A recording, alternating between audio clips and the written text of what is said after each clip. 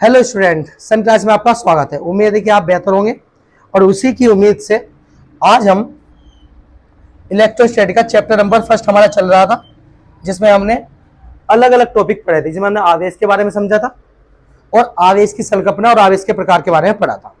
आज हमारा टारगेट है कोई नए नए टॉपिक का, तो उसी को स्टार्ट करते हैं।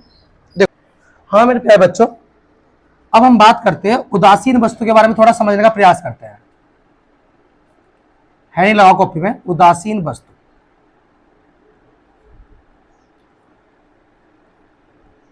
देखो, उदासीन वस्तु के बारे में हम बात करते हैं। जैसे आपके पास क्या है, सोडियम है, Na। Na पर कोई आवेश है, इस टाइम पे Na पर कोई आवेश है, ना तो धनात्मक आवेश ना ऋणात्मक आवेश। इसके अंदर की बात करें तो इस पर इलेक्ट्रॉनों की संख्या कितनी होगी प्यारे बच्चों? 11। और प्रोटॉनों की संख्या कितनी होगी बाबू? 11। ये बात आप समझते हो? अगर मैं आपसे बोलूं कि उदासीन वस्तु पर आवेश शून्य होता है, हाँ या ना, यस या नो? अगर मैं आपसे पूछूं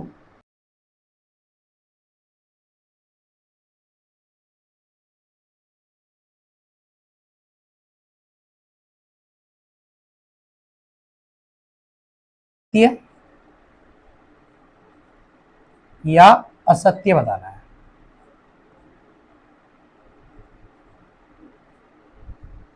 तो बताओ, जल्दी जल्दी कमेंट करो, होता है या नहीं होता?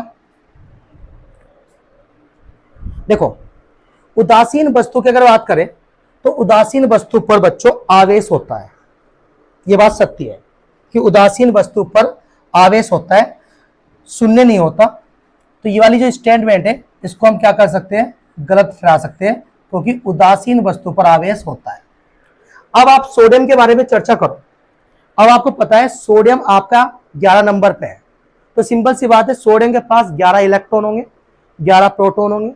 यानी जितना सोडियम के पास ऋणात्मक आवेश है, उतना ही सोडियम के पास धनात्मक आवेश है। इसका यह मतलब नहीं है कि इस पे आवेश शून्य है। तो उदासीन वस्तु पर आवेश क्या होता है जितना धनात्मक होता है उतना ही ऋणात्मक होता है। परंतु जब इसका हम नेट आवेश निकाल लेंगे, अगर हम यहां नेट आवेश निकाल ले, नेट आवेश, तो नेट आवेश कितना निकल के आएगा? 11 इलेक्ट्रॉन, 11 प्रोटॉन को कैंसिल आउट करेंगे और नेट आवेश कितना निकल के आएगा? वो 0। तो हम ये बोल सकते हैं कि उदासीन वस्तु पर नेट आवेश शून्य होता है, ना कि आवेश शून्य होता है। ये बात ध्यान रख लो। तो एक विशेष पॉइंट हम लिख सकते हैं, एक विशेष पॉइंट आप आराम से यहां लिख सकते हो।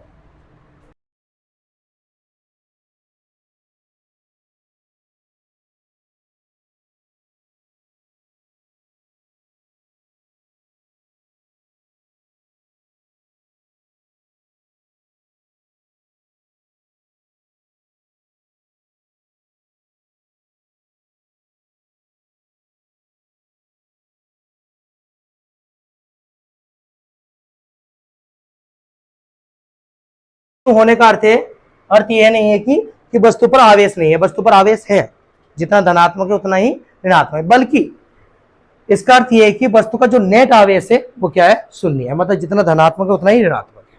इसको और तरीके से, इस तरीके समझो।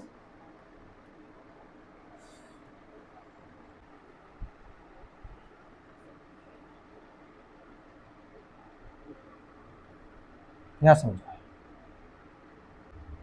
आपके पास 3 वस्तु है, एक उदासीन, एक धनावेशित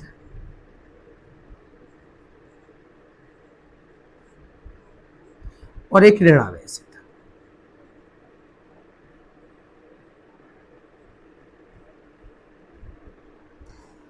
उदासीन वस्तु पर मैं बात करूं तो जितना ऋणावेश होगा उतना ही धनावेश होगा। बोले तो इलेक्ट्रॉन बराबर होंगे प्रोटॉन के। ये बात समझते हो? धनावेशित कब आता है? हमने लास्ट वीडियो पढ़ा है धनावेश वस्तु पर जब आएगा जब वस्तु में से इलेक्ट्रॉन की कमी होगी। सही है, इलेक्ट्रॉन के निकलने से धनावेश आता है, मतलब यहां प्रोटॉन, यहां धनावेश क्या होगा, प्रोटॉन ज्यादा होगा किसके कंपेरिजन में बाबू? इलेक्ट्रॉन की तुलना में। ऋणावेशित वस्तु, ऋणावेश कब आता है? जब वस्तु इलेक्ट्रॉन क्या करते हैं? ग्रहण करते हैं। तो इलेक्ट्रॉन के ग्रहण करने से क्या आता है? ऋणावेश आता है। तो इसका मतलब क्या होगा कि यहां प्रोटॉन की संख्या कम है किससे? इलेक्ट्रॉन से। इलेक्ट्रॉन क्या है? इधर ज्यादा है। तो इतनी बात आपको समझनी थी। अब हम पढ़ते हैं, अब हेडिंग लगाओ, आवेश का क्वांटिमीकरण।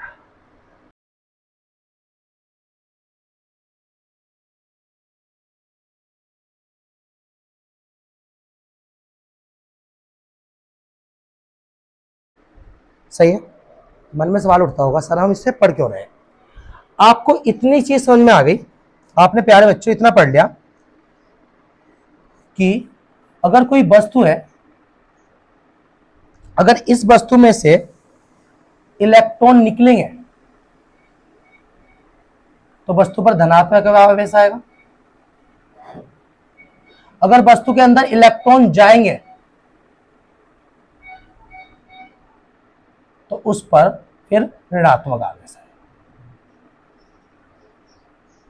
इतनी चीज आपने पढ़ ली। अगर मैं बोलूं इलेक्ट्रॉन के बारे में, अगर मैं बात करूं तो इलेक्ट्रॉन एक नंबरिंग है। जैसे कि हाइड्रोजन के अंदर 1 इलेक्ट्रॉन, हीलियम पे 2 इलेक्ट्रॉन, लिथियम पे 3 इलेक्ट्रॉन, बेरिलियम पे 4 इलेक्ट्रॉन। यानी इलेक्ट्रॉन जब भी निकलेंगे एक पूर्ण रूप में निकलेंगे, मतलब 10 इलेक्ट्रॉन निकल सकते हैं, 100 इलेक्ट्रॉन निकल सकते हैं, 1000 इलेक्ट्रॉन निकल सकते हैं। कभी ऐसा नहीं होगा कि 4.5 इलेक्ट्रॉन निकल रहे हैं या 3.5 इलेक्ट्रॉन निकल रहे हैं। इलेक्ट्रॉन हमेशा एक पूर्ण रूप में निकलने वाले हैं। ये बात समझते हो? चलो अब मैं आपसे पूछता हूं कि एक आवेशित वस्तु है, उसको मुझे धनावेशित करना है, उसे मुझे धनावेशित करना है। तो मुझे, अगर आपको एक वस्तु को धनावेशित करना है तो क्या करना होगा? कि आप कहोगे अगर सर अगर हमें वस्तु को धनावेशित करना है तो वस्तु में से इलेक्ट्रॉन निकालने होंगे। सिंपल सी बात। तो चलो इलेक्ट्रॉन निकालते हैं। मान लिया कि हमने यहां से एक इलेक्ट्रॉन निकाल दिया। अब मैं आपसे पूछूं कि एक इलेक्ट्रॉन निकालने पर वस्तु पर कितना धनावेश आया होगा? तो आप दिमाग लगाओगे, आप कहोगे सर हमें इतना पता है कि इलेक्ट्रॉन पर जो आवेश होता है उतना ही परिणाम में प्रोटॉन पर आवेश होता है। इलेक्ट्रॉन पर आवेश प्रोटॉन के आवेश के परिणाम के बारे में अगर बात करें, दोनों में आवेश बराबर होता है। इसका कितना होता है? माइनस का 1.6, लास्ट क्लास में बताया था, 10 की पावर -19 कूलाम। और इस पर कितना होता है? प्रोटॉन पे प्लस के 1.6 इंटू 10 की पावर -19 कूलाम। यानी एक इलेक्ट्रॉन निकालने पर क्या हुआ होगा? सिंपल सी बात है, एक प्रोटॉन का आवेश क्या हो जाएगा? बढ़ जाएगा। 1.6 इंटू 10 की पावर -19 कूलाम का धनावेश क्या हो जाएगा? क्योंकि तुम्हें पता है एक इलेक्ट्रॉन निकलने से, जैसे सोडियम है, मैंने कल बताया था आपको, याद करो, जैसे सोडियम है आपके पास प्यारे बच्चों, और सोडियम की अगर मैं बात करूँ, सोडियम 11 नंबर पे था, इलेक्ट्रॉन 11 थे, प्रोटॉन 11 थे। सोडियम ने अपना एक इलेक्ट्रॉन निकाल दिया था।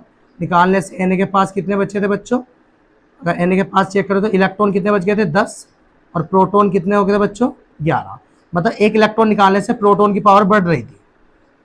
तो इस पर क्या आ रहा था? धनावेश। याद आ रही कुछ? जिसने लास्ट क्लास नहीं समझी है वो लास्ट क्लास समझ लो तो और बेटर समझ में आ जाएगा। सही है। अगर मैं यहां से 2 इलेक्ट्रॉन निकालता हूं, अगर मैं यहां से 2 इलेक्ट्रॉन निकालता हूं तो तब कितना धनावेश आएगा वस्तु पे? तो आप बोलोगे सर अब बात करें तो अब इतना आएगा, कि 2 इंटू जितना आपका एक इलेक्ट्रॉन आवेश का कम हुआ है, यानी बोले तो 1.6 इंटू 10⁻⁻19। इसी प्रकार से अगर मैं 3 इलेक्ट्रॉन निकालता हूं इस वस्तु में से, तो जब कितना आवेश आया होगा बच्चों, तो तुम बोल लेंगे सर धनावेश आएगा 3 इंटू 1.6 इंटू 10⁻⁻19। अगर मैं पूछूं कि अगर मुझे 4 इलेक्ट्रॉन निकाले तो जब कितना आवेश आया होगा धनावेश, तो कहोगे सर 4 इंटू 1.6 इंटू 10⁻⁻19, इतना कूलाम का धनावेश आ गया होगा। हाँ, अच्छी बात है। अगर मैं बोलूं कि आपको एक वस्तु ने इलेक्ट्रॉन दे दिया, आपने आप वस्तु को इलेक्ट्रॉन क्या करा, दे दिया एक इलेक्ट्रॉन, तब कौन सा आवेश आया होगा, तो आप कहेंगे आप कहेंगे सर कि वस्तु ने इलेक्ट्रॉन लिए हैं, तो अब कौन सा आवेश आएगा, ऋणात्मक, निगेटिव आएगा वो। और कितना बड़ा, जितना आपने एक इलेक्ट्रॉन दिया, एक इलेक्ट्रॉन का आवेश कितना होता है, माइनस का 1.6 इंटू 10⁻⁻19, इतना आवेश आ गया होगा। अगर मैं यहां 2 इलेक्ट्रॉन दूं, तो जब कितना ऋणावेश आया होगा वस्तु पे, तो आप बोलोगे कि सर माइनस का 2 इंटू 1.6 इंटू 10⁻⁻19 का कूलाम का ऋण आवेश आ गया होगा। समझ रहे हो बात को। चलो, उसी प्रकार से अगर मैं आवेश के बारे में बताऊं, इसे क्वांटम मैकेनिक्स के बारे में बताऊं, तो आवेश वस्तु पर धनावेश भी हो सकता है और ऋणावेश भी। अगर मैं Q के बारे में बात करूं, Q की प्रकृति के बारे में बात करूं, तो Q की प्रकृति धनात्मक भी आ सकती है और ऋणात्मक। धनात्मक क्यों आ गई, जब वस्तु इलेक्ट्रॉन निकाल लेगी। ऋणात्मक कब आएगी, जब वस्तु इलेक्ट्रॉन लेगी। मूल आवेश, जितना भी इलेक्ट्रॉन पे आवेश होता है, ये तो रहेगा, मतलब E तो रहने वाला है। बदलेगा क्या, बदलेगा 2 1 3 2, यानी एक नंबर बदला है, इलेक्ट्रॉनों की संख्या बदलेगी। क्या बदलेगी बच्चों, इलेक्ट्रॉनों की संख्या बदलेगी। इसका नाम देते हैं हम n, और n आपके 1 भी हो सकता है, 2 भी हो सकता है, 3 भी हो सकता है, 4 भी हो सकता है, 5।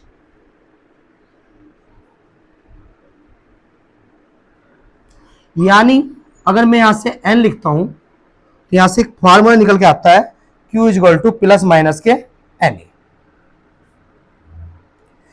Q equal to plus minus के एन।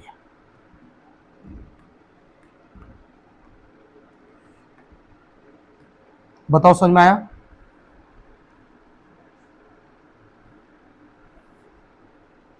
कोई दिक्कत।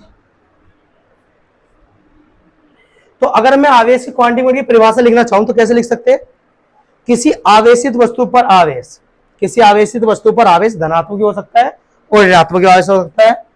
एक मूल आवेश, मूल आवेश कौन है, इलेक्ट्रॉन। एक मूल आवेश इलेक्ट्रॉन के पूर्ण गुणांक के रूप में हो सकता है। पूर्ण गुणांक का मतलब यह है कि इंटू में 5 भी हो सकता है, इंटू में 6 भी हो सकता है, इंटू में 7। एक पूर्ण गुणांक के रूप में कितना भी हो सकता है। तो थ्योरी सेक्शन की अगर बात करें, तो थ्योरी सेक्शन प्यारी सी है, किसी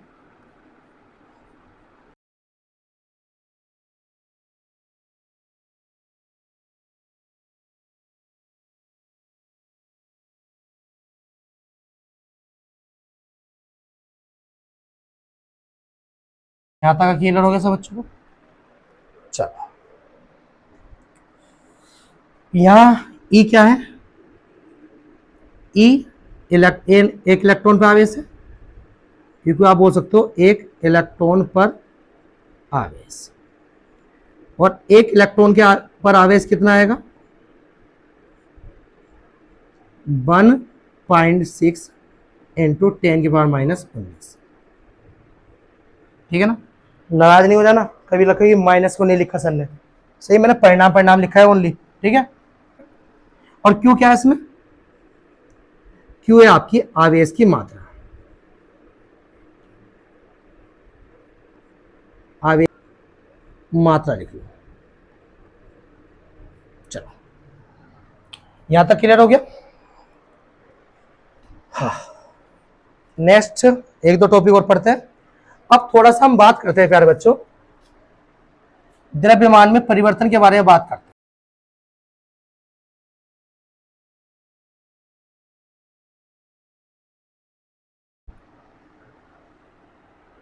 देखो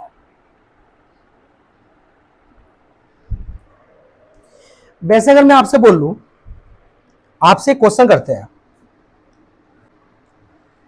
मैं बोलता हूं कि आपके पास क्या है, एक समुद्र है, जो समुद्र पूरा पानी से भरा हुआ है।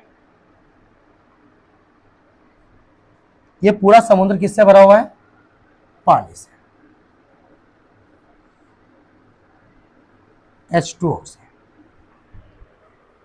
अगर मैं आपसे बोलता हूं कि आपके पास एक दो व्यक्ति है, एक व्यक्ति है मिंटू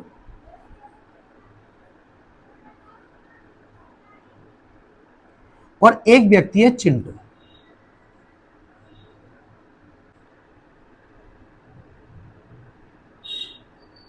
और एक आपका चिंटू। मैंने चिंटू से कहा, चिंटू एक काम कर, समुद्र पे जा और एक गिलास पानी निकाल के लेके आ। चिंटू गया समुद्र के पास, समुद्र से लिया पानी, कितना? एक गिलास। कितना पानी लिया? एक गिलास। अब मैं तुमसे पूछता हूं कि समुद्र में कितना पानी कम हुआ? तो आप कहोगे सर प्रैक्टिकली के आधार पर देखें तो कहां समुद्र में पानी कम होगा, समुद्र का पानी बहुत ज्यादा है।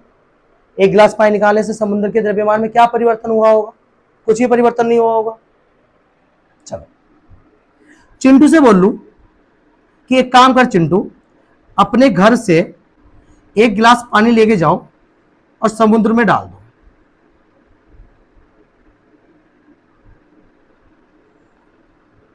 अब मुझे बताओ कि समुद्र में कितना पानी बढ़ा होगा? तो तुम कहेंगे सर जी मेरे एक गिलास पानी डालने से समुद्र के द्रव्यमान में क्या परिवर्तन होगा, क्या पानी बढ़ जाएगा? सही है। तो प्रयोगों के आधार पर यहां चेक करें, प्रयोगों के आधार पर अगर यहां चेक करें तो प्यारे बच्चों, तो इसके द्रव्यमान का परिमाण, हम ये जो पानी है इस पानी का द्रव्यमान क्या मान सकते हैं? नगण्य मान सकते हैं। क्यों? कितना सा पानी डालोगे तो वहां द्रव्यमान देखो वहां कितना ज्यादा है। तो उसी आधार पर अगर आप यहां टॉपिक आओ बच्चों, जरा थोड़ा ध्यान से सुनना। इसी आधार से अगर मैं किसी वस्तु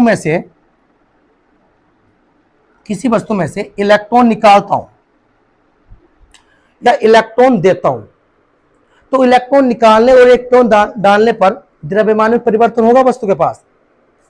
आप कहोगे सर जी द्रव्यमान में परिवर्तन की बात करें तो आप हमें पता है कि जो इलेक्ट्रॉन का द्रव्यमान होता है, इलेक्ट्रॉन का द्रव्यमान वो होता है 9.1 इंटू 10 के पावर माइनस 31 kg। और इसे गणितीय रूप में देखें, मैथमेटिक्स के रूप में देखें, तो जब आप इसको नीचे लेके जाओगे तो 9.1 अपॉन नीचे 10 के पावर 31 करो,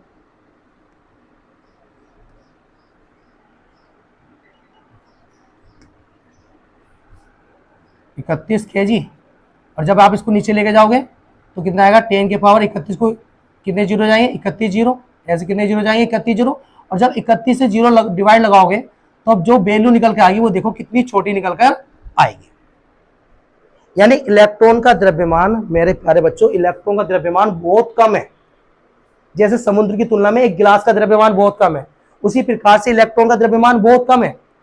तो अगर हम वस्तु में से इलेक्ट्रॉन निकाल रहे हैं या इलेक्ट्रॉन दे रहे हैं तो द्रव्यमान में प्रैक्टिकली तौर पे देखें, प्रयोगों के आधार पर देखें तो द्रव्यमान में कोई परिवर्तन देखने को नहीं मिलेगा। परंतु हम तो साइंस के कीड़े हैं, हमें तो जानना है सर जी मोनू या चिंटू या मिंटू ने एक गिलास पानी दिया और एक गिलास पानी निकाला, कुछ ना कुछ तो द्रव्यमान कम हुआ होगा। हम तो कीड़े इस चीज के, हाँ है ना।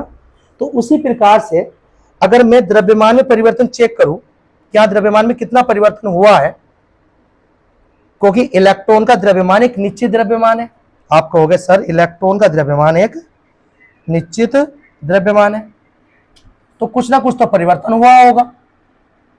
आप कह रहे हो उस परिवर्तन को आप नगण्य मान सकते हो, मेरा मन तो नहीं कर रहा कि इसको मैं परिवर्तन मानूं, मैं तो निकाल के रहूंगा। सही है, देखो देखते हैं कितना परिवर्तन होता है। चलो आपके पास एक वस्तु ले लेते हैं, यहीं ले लेते हैं छोटी सी।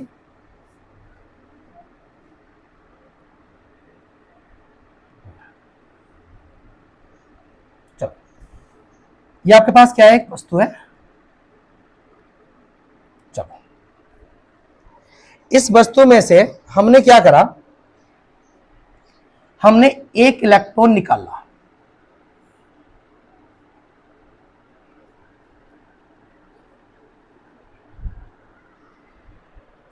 तो इसका द्रव्यमान कितने से कम हुआ होगा? आप बोलोगे कि सर इसका द्रव्यमान उतने से कम हुआ होगा जितना इसका खुद का द्रव्यमान है। इसका द्रव्यमान कितना है?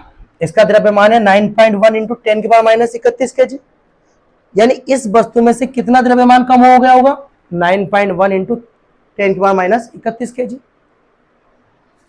अगर मैं 2 इलेक्ट्रॉन निकालता हूं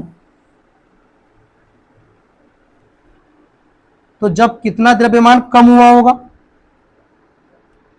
तो आप बोलोगे कि 2 इलेक्ट्रॉन निकालने से जितना 2 इलेक्ट्रॉन का द्रव्यमान कम हो, जितना 2 इलेक्ट्रॉन का द्रव्यमान होगा उतना ही 2 इलेक्ट्रॉन का द्रव्यमान इसमें से क्या हुआ होगा? कम हुआ होगा। यानी कि 2 इंटू 9.1 इंटू 10⁻31 इतना द्रव्यमान इसमें से क्या हो गया होगा? कम हुआ होगा। मैं बोलूं आपसे 3 इलेक्ट्रॉन निकालने पर कितना द्रव्यमान कम हुआ होगा? आप बोलोगे 3 इलेक्ट्रॉन निकालने पर उतना द्रव्यमान कम हुआ होगा जितना खुद का 3 इलेक्ट्रॉन का द्रव्यमान होगा। 3 इलेक्ट्रॉन का द्रव्यमान कितना होगा? 3 इंटू 9.1 इंटू 10⁻31 kg। 4 इलेक्ट्रॉन निकालने पर कितना द्रव्यमान कम हुआ होगा? आप बोलोगे सर कि 4 इलेक्ट्रॉन निकालने पर उतना द्रव्यमान कम हुआ होगा जितना खुद 4 इलेक्ट्रॉन का द्रव्यमान होगा। 4 इलेक्ट्रॉन का द्रव्यमान कितना निकल के आएगा? 4 इंटू 9.1 इंटू 10⁻31 kg। सही बात है। चलो इसी पे अगर बात करें, इसी पे अगर बात करें, इसी पे अगर बात करें, हमने इस वस्तु को एक इलेक्ट्रॉन दिया। अब इलेक्ट्रॉन देने पर इस वस्तु के द्रव्यमान में वृद्धि होगी या कमी होगी? आप कहोगे सर जी इलेक्ट्रॉन का खुद का द्रव्यमान है, अब इलेक्ट्रॉन इसमें चला गया तो इसका द्रव्यमान आगे इसमें जुड़ गया होगा, मतलब इलेक्ट्रॉन के द्रव्यमान में क्या होगी? वृद्धि होगी। हाँ समझते हैं इस बात को। अगर हमने 2 इलेक्ट्रॉन दिए, अब कितना द्रव्यमान बढ़ गया होगा? 2 इंटू 10⁻31। 3 इलेक्ट्रॉन देने पे कितना बढ़ा होगा? 3 इंटू 9.1 इंटू 10⁻31 kg। चलो इतनी बात समझ में आ गई। यानी कि हम इतना समझ लिया कि अगर किसी वस्तु में से इलेक्ट्रॉन निकालते हैं तो उसके द्रव्यमान में क्या आती है? कमी आती है। और किसी वस्तु में से इलेक्ट्रॉन देते हैं तो उसके द्रव्यमान में क्या आती है? वृद्धि आती है। ये दोनों पॉइंट आराम से एज द पॉइंट लिखो, नोट।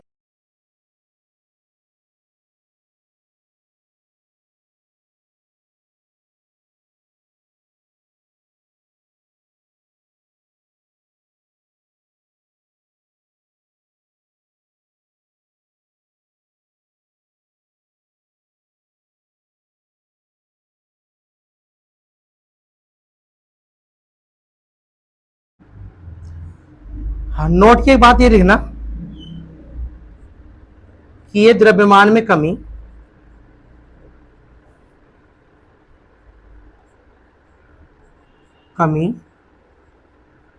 अत्यंत सूक्ष्म होती है।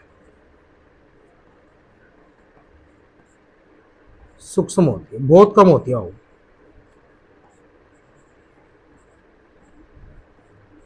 कारण इलेक्ट्रॉन का द्रव्यमान बहुत कम है।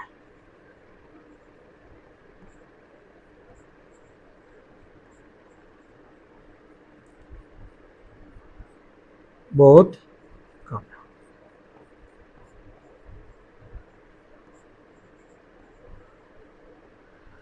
यहां तक क्लियर हो गया। चलो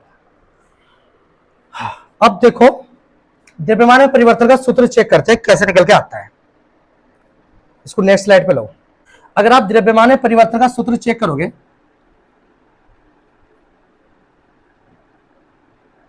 मान में परिवर्तन का सूत्र,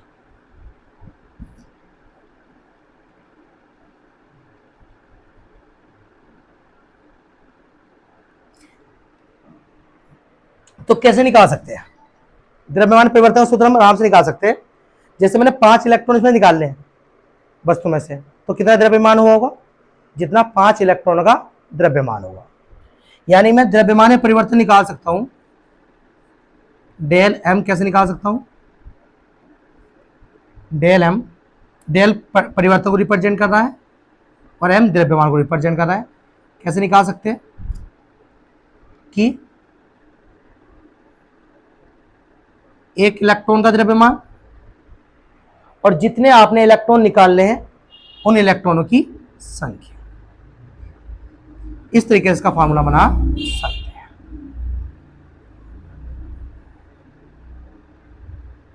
एन क्या है? इलेक्ट्रॉनों की संख्या है।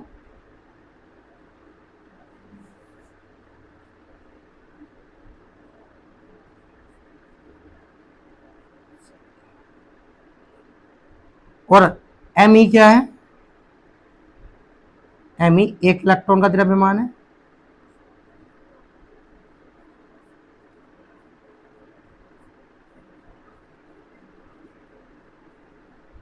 और वो कितना होता है? अभी बताया था 9.1 इंटू 10⁻31 kg। और डेल एम क्या है? डेल एम है द्रव्यमान में परिवर्तन।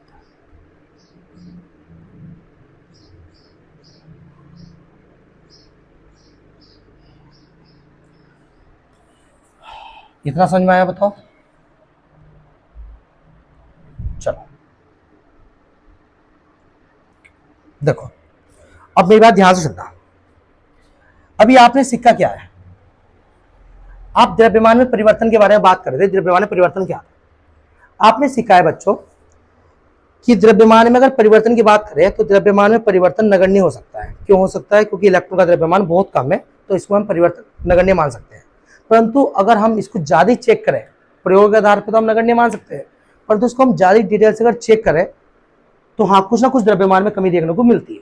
क्योंकि इलेक्ट्रॉन का द्रव्यमान एक निश्चित द्रव्यमान है जो वास्तव में कुछ ना कुछ द्रव्यमान में कमी या द्रव्यमान में वृद्धि देखने को मिलेगी। अब बात होती है द्रव्यमान में कमी कब आएगी? द्रव्यमान में कमी जब आती है बच्चों जब इलेक्ट्रॉन मतलब वस्तु में से इलेक्ट्रॉन निकलते हैं। और द्रव्यमान में वृद्धि कब आती है? जब वस्तु के अंदर इलेक्ट्रॉन आते हैं। अब जैसे सिंपल सी बात है, इस वस्तु ने 4 इलेक्ट्रॉन निकाल लिया, तो इस वस्तु के 4 इलेक्ट्रॉन निकालने से सिंपल सी बात तो समझ में आ गई कि द्रव्यमान में कमी हुई। परंतु कितनी कमी हुई?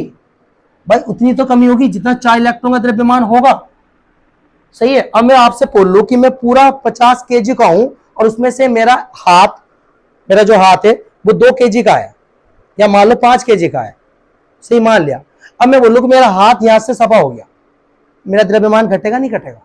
कितने से घटेगा? जितना मेरा हाथ का द्रव्यमान होगा उसमें से पूरे द्रव्यमान में से इसका क्या कर दो? माइनस। 50 में से 5 को माइनस कर दो, कितना बचा? 45। उतने तो घटेगा। तो ये 4 इलेक्ट्रॉन का द्रव्यमान कम हुआ। अब 4 क्या है? 4 क्या है? 4 इलेक्ट्रॉनों की संख्या है।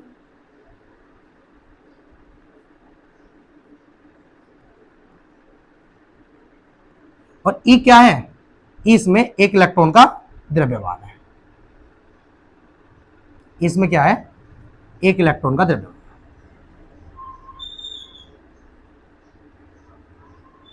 तो मैंने भी तो फार्मूला वही लिखा है, मैंने कौन सा जादू ही लिख दिया हुआ? अब चेक करो फार्मूले को, द्रव्यमान में कितना परिवर्तन हुआ चेक करो। इलेक्ट्रॉनों की संख्या इंटू 1 इलेक्ट्रॉन का द्रव्यमान, del m equal to n e. चलो यहां तक क्लियर हो गया? देखो अब आपके पास बच्चों मैं 3 वस्तु देता हूं।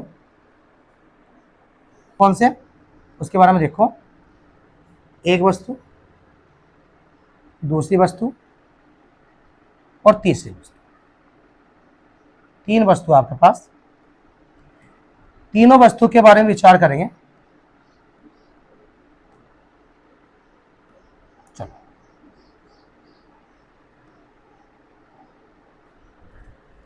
ये वस्तु आपकी उदासीन, जिसका द्रव्यमान मैंने मान लिया m। यह धनावेशित,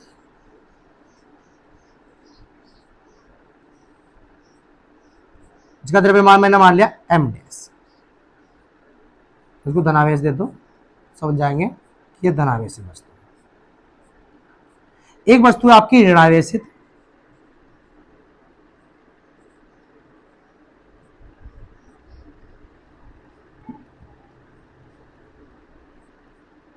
जिसका द्रव्यमान मैंने मान लिया m डैश।